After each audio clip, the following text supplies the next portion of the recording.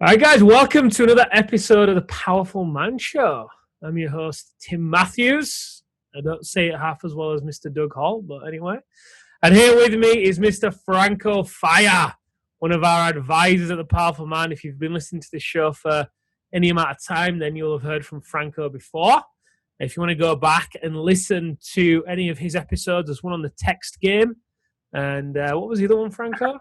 There was a few others. We did one on flirting, I think. There's one or two others. Yeah, I can't remember the others. We'll search them, guys, anyway. Franco's a really great guy and one of our top advisors who just delivers such great advice for the men. So anyway, Franco, what I wanted to share with the guys and cover in this episode was sparked off the back of what you shared with me after speaking with one of the guys, I think even this week it was, who applied for the program. And what you said to me was, Tim, he's really struggling to reclaim the frame around sex. He's given the frame away to his wife. And what this has resulted in is him basically either asking for sex or not knowing when sex is going to happen because it's in her frame around it. And for those of you that don't understand what it means to be in the woman's frame around sex, just explain that first, Franco, to give the guys a better understanding. I'm sure some of them may even relate when you share this, and then we can talk about how to actually reclaim that frame. Yeah, it's a good question. So frame is, the way I think of frame is whose reality are you living in? It's not so much about who calls the shots, although that could be a part of it, but it's more about, are you in, whose world are you living in? And I think Bruce Lee said it's much better to have a woman come into your world. It's just healthier, and it's nothing to do with not listening to her, but it's just that you set the tone for the relationship. Does that make sense? Oh, total sense. Yeah, and obviously if a lot of the guys think that the way to, what often happens with the guys that come to us, right? They are focused on, imagine a pendulum, right? The pendulum is on the left-hand side focused on business. It might be there for years. And then when they realize that they're on the brink of divorce, maybe the wife has said, hey, we need to go to counseling, or she said, I want a separation, or they've not had sex for a year, or it's been infrequent, that pendulum often swings all the way over to the other side, and they go and focus on the relationship. They start doing the dishes. They start picking the kids up from school. They start rubbing the wife's feet. They just start basically being a bit needy. Buying flowers. That's what I did. Yeah, buying flowers. Yeah. And basically asking for sex. And it's at that point that it often pushes a woman further away. And that's what I understand that you mean by living in her reality. That pendulum swings and they start doing things that they think they should do in order to get a result, a reaction from her. When they don't get the reaction they want, they keep trying different things to get the reaction. At that point, they're in her frame. Yeah, and this guy in particular, he's a great bloke, by the way. And he said that he's in basically an 8 out of 10 relationship. Everything is great. His wife sounds like a great woman, and she loves him. He says, look, I know she loves me, but and we do speak to guys like this from time to time. They've basically got everything in their life handled, whether it's business, going to the gym, whatever. They seem to have everything set up except the wife looking at him with admiration and just pure desire, and especially when, in this case, it's been there before. It's sort of like if you've never had it, and I suppose you don't know what you're missing in that particular relationship. But with this guy, he'd had it, where she couldn't keep her hands off him like 24/7. Yeah. To go from that to, you know what? I think tonight might be your lucky night. I don't think she said it exactly that way, but it was that sort of, I've decided that tonight we may have sex. I've decided, I've got a good feeling about tonight, And then when we get to the end of the day, kids, life, work, business, whatever takes over, and then she was too tired. You know. So yeah, I don't know about you, but a lot of the guys I speak to, they come to us thinking that it's biological. You know, it's like, oh, she just got a lower sex drive, maybe, or yes, maybe she's, I don't know, the time of life she's at, or whatever. But and it's not to say that that can't be an issue. Of course, it can. You know, it can be an issue for men as well. It can be biological if we're not up for it, if we're not up for the cup.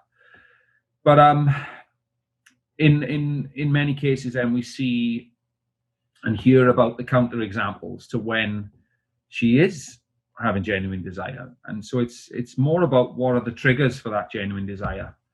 And one of the things we spoke about on that particular call was the difference between attraction and arousal, or attraction and genuine desire. You know, so attraction is, you know, you're a good person, you're, you know, good looking, or, you know, you're the type of person, you're the type of man she can take to a dinner party, get on with her friends, you've got a decent job or a good business that you run, so you're ticking boxes, you know, that's attraction.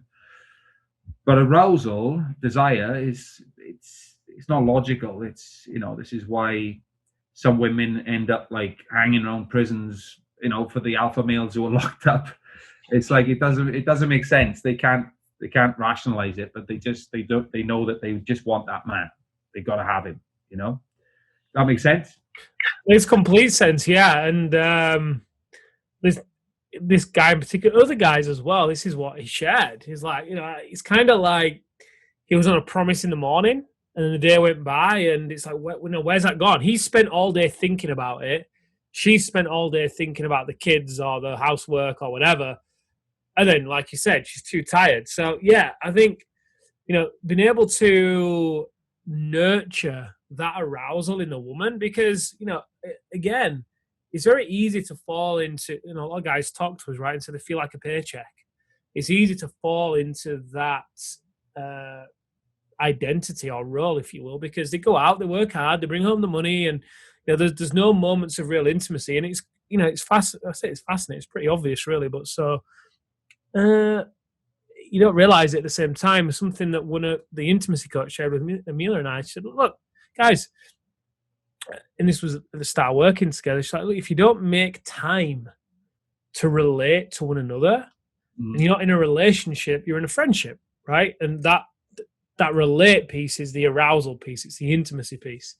So I think a great place to kind of segue into the Franco then is, let's say they've got the attractiveness on check. Boom, they're providing, they're a good guy, they're holding up the promises, you know, they're emptying the basket like we teach with the hidden motives technique. They're doing the right things. But it's the sexual piece that is really, they're just missing.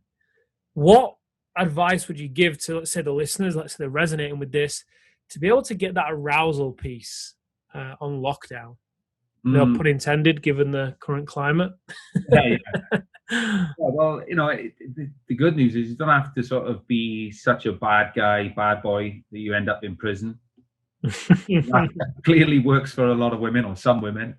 But I think of it as like, it's not the nice guy or the bad guy, it's the strong guy, you know? So every day there's going to be opportunities to make that impression on her, not in a way that you're sort of looking for it all the time, but she's going to present you with opportunities anyway. She's going to shit test you for starters. So it's like, if you can be unmovable, you know, we speak a lot and work a lot on staying in your power, standing in your power, and being like I say, unmovable. You can deal with whatever she throws at you within reason. You know, and that would be a big one. I think well, if we're talking about what are the barriers to it, neediness is probably one of the biggest ones, isn't it?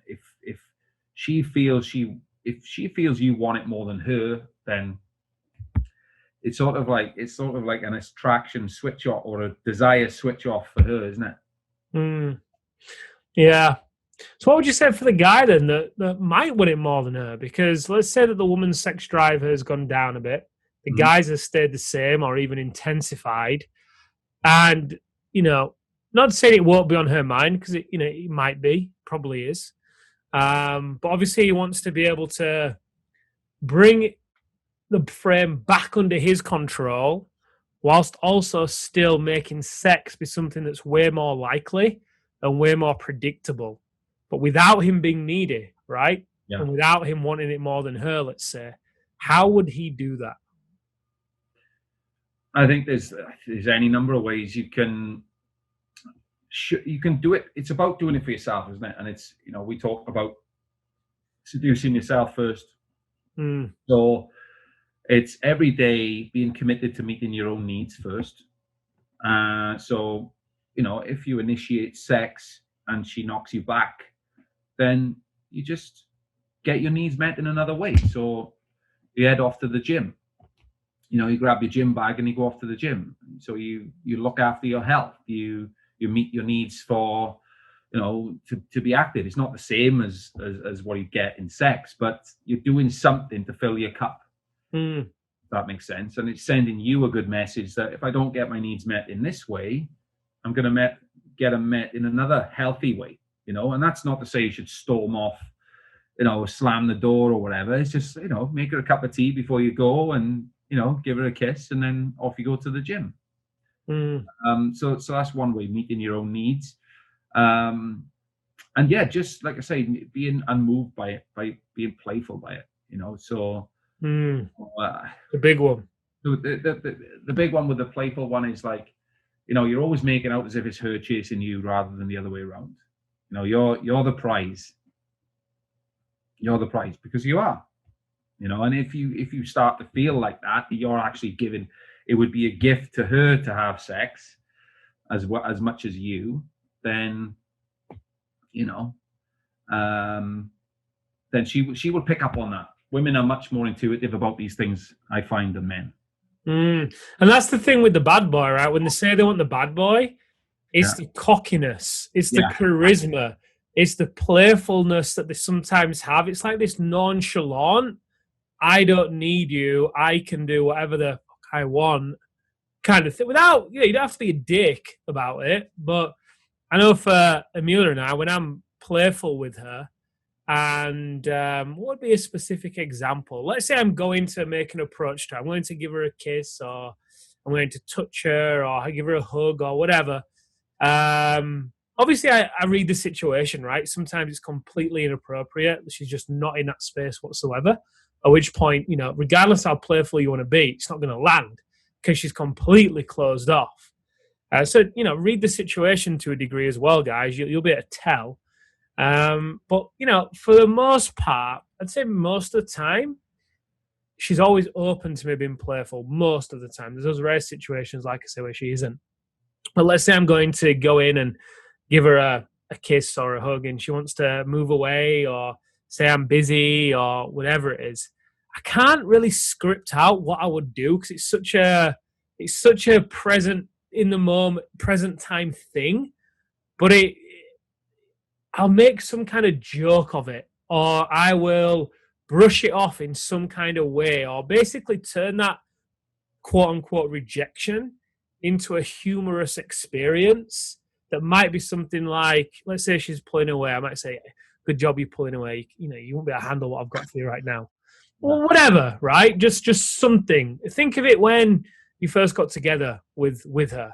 Chances are you probably had this cocky, flirtatious demeanor about you for the most part, because that's what would have pulled her in. That's what would have created the spark and the polarity for her to be like, "Ooh, what's going on over there?" And for most guys, they'll lose that as they go into business, as they stop taking care of themselves, like you said, Franco, and they stop putting their needs first, and they come home exhausted and drained. They lose that spark for themselves and for life. So by default, they don't have that spark with the woman.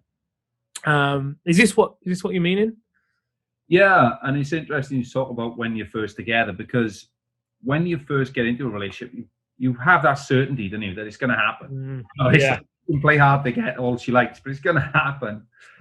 and you don't spend any time worrying about when your next intimacy is coming from. You just know it's going to happen sooner or later. So you're less needy. you know. Mm. But yeah, I forgot what I was going to say now. Go on, you. I think it hit something when I said about being present, real time, the playfulness, not being able to script it. Was that what you were gonna say something around that? Yeah, oh yeah. There was one where going off to the gym is one. Even I've even done it where it's like we're not having sex. You know, you think you're gonna. One of the things that a lot of the men we speak to say is like when they do something for their wife, then she equates that with, oh, he wants sex. Yeah.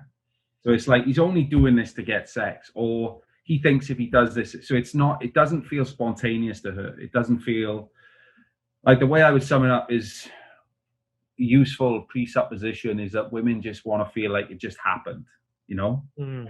Whereas for us, we don't really need that. We're just ready to get down to it. Never. So they just want to feel like it just happened. We just fell into it, you know? Mm. So it's looking for ways, like you say, to be unpredictable. And that's why you can't script it. Mm. Mm. But I've even done it where I've gone like, oh, you know, sort of, she said to me, oh, you know, you're just expecting sex now. And it's like, oh, okay, I'm just gonna have a lie down. You know, I'm gonna go for a sleep, a little siesta.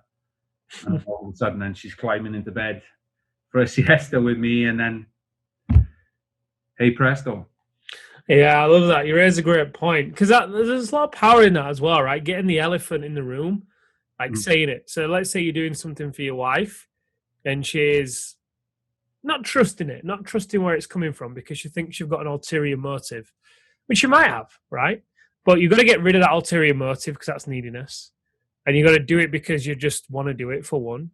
But then two, if you can sense that she might not be necessarily receiving it, a great thing to do might be, you could even bring it out, right? Let's say that you've bought her a gift, or you've booked her something that she really likes, and you've given her it, and she's, a little bit apprehensive.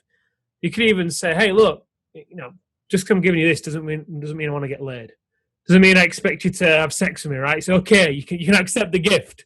Yeah. I'm not going to expect it. So you can get it out there in the open. And it's obviously not just saying it once that is reclaiming the frame, but when this becomes a way of operating and who you are, not necessarily who you are 24/7, but there's such a, people typically want what they can't have, right? It's just kind of human nature. So think about that with your wife.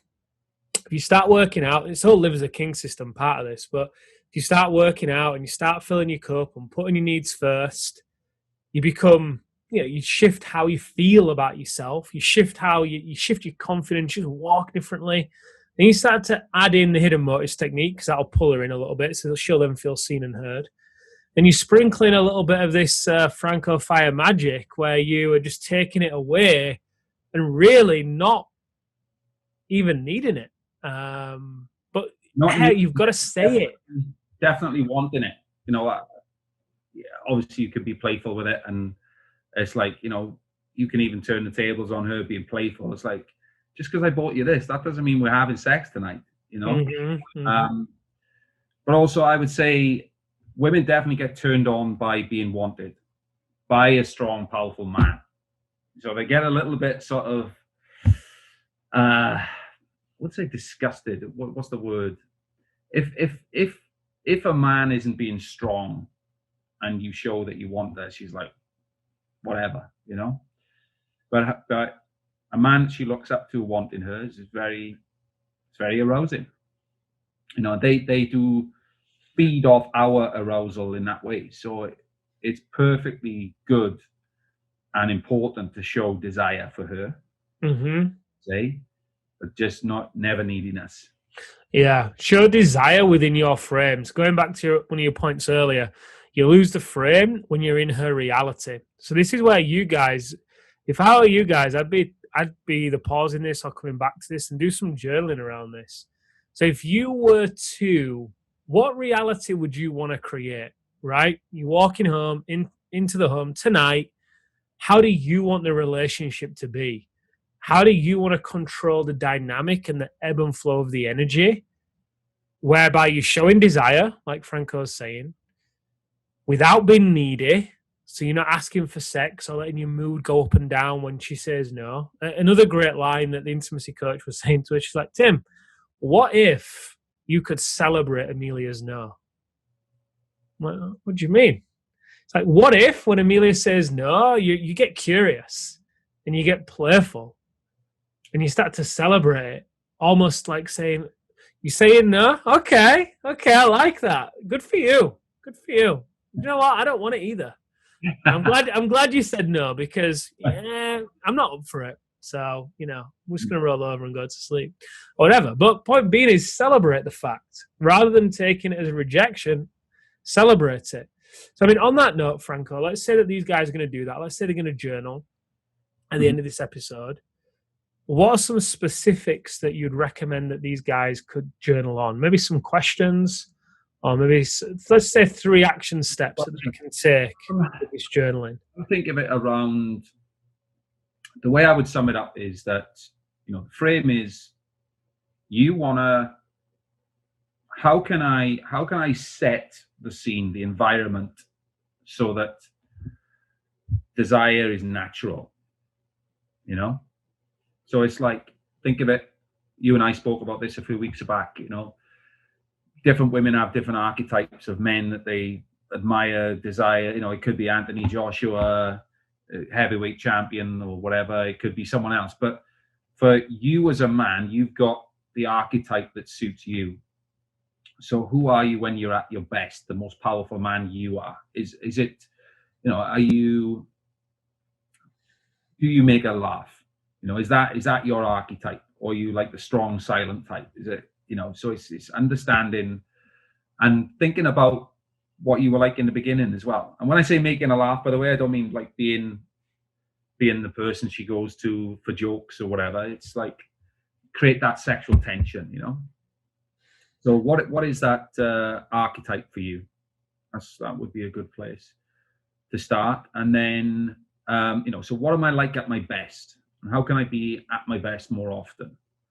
So there's so many areas where, not every man is going to be great at every sport or be able to do this, that, there's so many, life is complex, isn't it, these days? Let's be fair. So I would suggest really honing in on what your strengths are.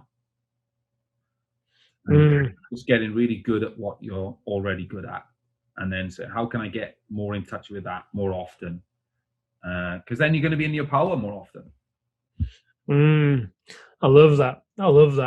I think the one thing I would add to that is, how can you celebrate the no?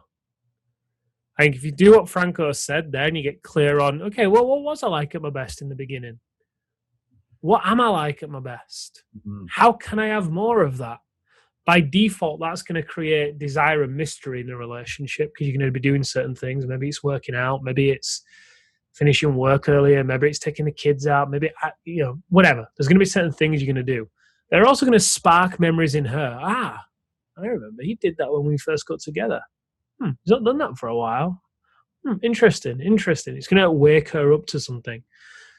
And then I think, like you said, the second thing is, how do you want to intentionally create that desire, right? What do you want to do? Do you want to celebrate the no? Maybe that's one thing you could do to create the desire. You still go out there, you still show her how much you desire her. You go in for the kiss, you give her a hug, whatever it is, you just show the desire, right, that you have for her. Send her your text game stuff.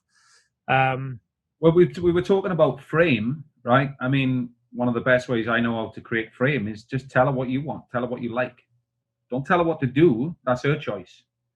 Like one of the guys a couple of weeks ago, he was asking, in the reset group, he was asking, should I buy my wife sexy underwear? Okay, we had a good discussion about it in the group. And some of the men were saying, yeah, definitely, you should do it because, it shows that you care and blah, blah, blah. For me personally, I think that's a good marker.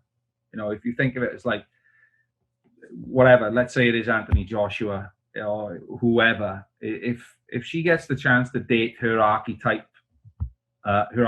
man, she's going to make sure she's got the best underwear on, you know.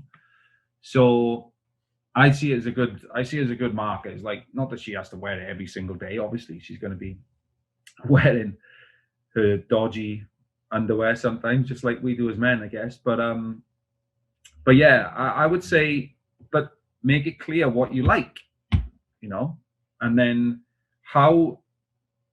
whether she does that then or not is a good marker for how you're showing up as a man, how well you're connecting, whether she's looking up to you and genuinely desires you, you know. If she feels when you say it that you deserve that, that's something. This is why I like. She's going to pick up on whether you feel you deserve that. So she would be very, in my experience, very responsive to that. And the caveat I'd say to that, guys, as well, communicating what you want. Go back and listen to the hidden motives technique. Go back and listen to text game. Go back and listen to live as a king system, because there are certain deposits that you get to make in that bank account, let's say, before you can start to make withdrawals and start communicating what you like. If you start there, chances are she's going to think, "Who is this guy?" You know, he's not in a position. You're going to push her further away. It's great. Definitely agree. Do it. And do it in the order of, okay, how can I be my best? You know, what does that look like? That'll be the live as a king system. Second, start to, I think, celebrate that no, because that's coming from a place of real ownership and power. And once you're in that place of celebrating the no, yeah, I'd start to communicate a lot more about what you actually would like as well. And these 3 steps, guys, these may happen over a few months. Now, it's not like you can just close this episode down and straight away be doing all 3 and get the result you want, because again, you're going to have to be consistent. She's going to have to know that you're doing this for the right reasons. It's coming from the right place. Allow that bank account to build and build and build again before you try and make a withdrawal from it. And when I say bank account, I'm really talking about an emotional bank account, because in order to get to this point of being able to control the frame and really have sex on tap, if you will, there's got to be the emotional connection, the emotional safety and trust. We talk a lot about in the Triad Connection, obviously. I love it. Franco, thank you for being here and sharing this. I'm sure the guys will find it. Yeah, it's a pleasure. I'll find it very valuable. So guys, as always, if you have any questions, go over to the Facebook group. Post them in there. Franco's in there. I'm in there. We're all in there. So we'll happily respond to them. And as we always ask, guys, we'd love it if you could go ahead and leave us a review so other men just like you can find this show. Franco, anything else you want to share before we sign off here? No, that's it. It's been great. I think we've covered some really good stuff there. So plenty to crack on with for the men. There certainly is. Guys, thank you for listening. And if you're listening to this on the day of release, I hope you've had a fantastic holiday season and that you're going into the new year strong. So guys, thank you for stopping by, and we'll speak to you again on the Powerful Man Show.